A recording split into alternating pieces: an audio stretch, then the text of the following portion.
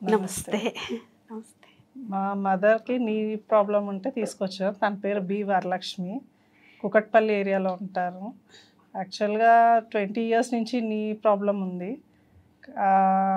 మేము నార్మల్‌గా ఎప్పుడు అపోలోకే వచ్చి చూపించుకుంటూ ఉంటాము. ఇప్పుడు ఇంకా పెయిన్స్ సివియర్ అయ్యేసరికి తీసుకొచ్చి ఇక్కడ చూపించాము. బాలవర్ధన్ రెడ్డి గారికి చూపించాము.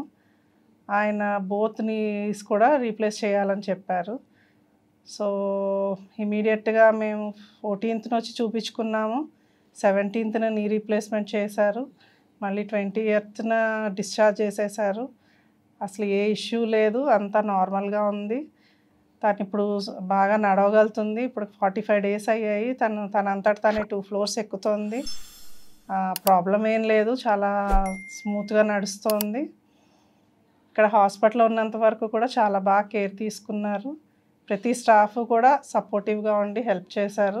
45 డేస్ అయింది నాకు ఆపరేషన్ అయ్యి. ఏ ఇబ్బంది లేదు.